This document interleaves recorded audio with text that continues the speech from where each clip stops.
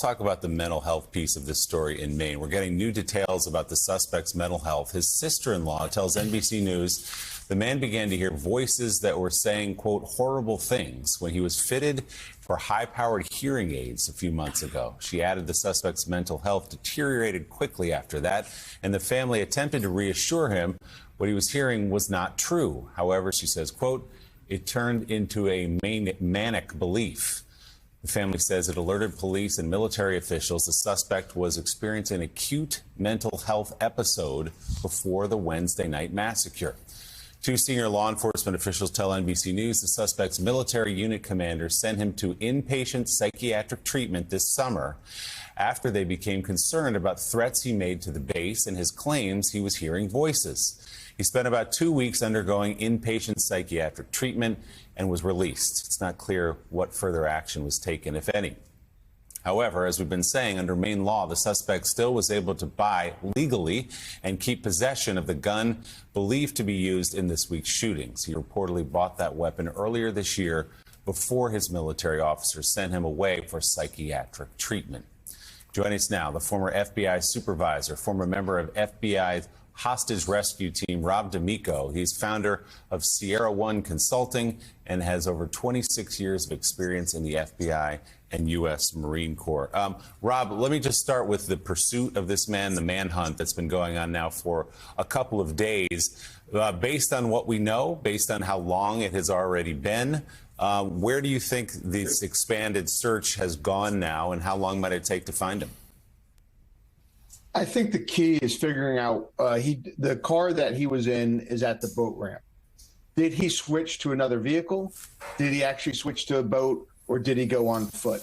Hopefully they have some indication if there's a vehicle missing that they found that out.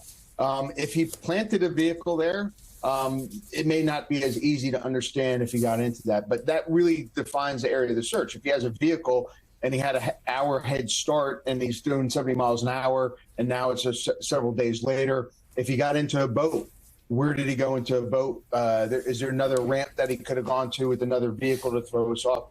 Or if he went into the woods on foot? And all of those have different issues in finding them. And it's a very dangerous issue if you're looking for him on foot because of the possibility of an ambush. If he had a vehicle, how far out did he get? So those are the keys to it, but they might not have the clues. It's so tough, as you saw in Pennsylvania. I was a part of looking for Eric Rudolph for several times down in the mountains of North Carolina, and those took a long, long time. So, Rob, talk to us about some of the challenges of this search here, looking for a suspect who knows the area, knows it well. This is his hometown, his home turf. He also does have military training. And then we spoke to Clint Watzel earlier this morning. He also suggests the idea that sometimes shooters like this end up taking their own lives. Do you think there's a possibility that could have happened as well? I do. It could be. I think he had this whole thing in his head, and the ending I think he has. And the ending I see in like almost three ways. One, he went to a favorite spot in the woods, somewhere where he hiked and camped, and maybe his family could help us out with that. And he went and ended his life, and it's going to take a long time to find him. I think the other one is he wants a confrontation with police, almost suicide by cop, that he has this standoff pictured in his mind that he actually wants to execute. And he's going to wait for the law enforcement to find him, and then he's going to carry that out. Or if he gets pinned, if he gets trapped down and he figures there's no way out, then he's going to kill himself. But I think it's one of those three. And they're all dangerous for law enforcement. Normal ballistic vests don't stop the .556 round that he has in that AR-15. So you have to wear a metal plate, and metal plates only cover very specific areas because they're so heavy. So a lot of the police officers, except for the tactical teams, don't even have those plates. And if you're looking for them, there's a long distance out. I would hope that we could somehow use technology at night, maybe a thermal imagery off a helicopter to find him moving. So that way we can find him at a distance and then figure out the safest way to confront him. And remember, that ultimately was how they found the guy in Pennsylvania with that thermal imaging you're talking about, found him at night. Rob, I'm curious, you've served this country for so long and with such distinction in the Marine Corps and the FBI. What you think about a man like this that we're talking about, this suspect, being able, given his history of mental health and everything else, being able to get an AR-15 and cause the kind of horrific damage that he has caused? As everyone says, this is the perfect example of who shouldn't have an AR, who shouldn't have a weapon. And I think you really have to look at, did he buy it just before he got institutionalized, or did he buy it after? Both ways, he shouldn't have obviously had it.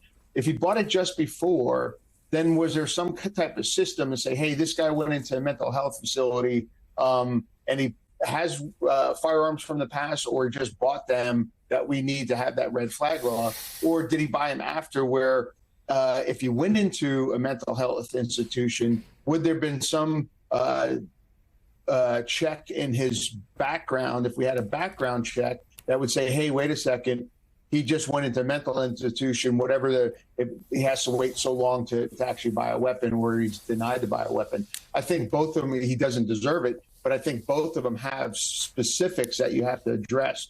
Did he buy it before? And then you would have to take it away from him, or could you prevent him from buying it after that stint in the mental institution?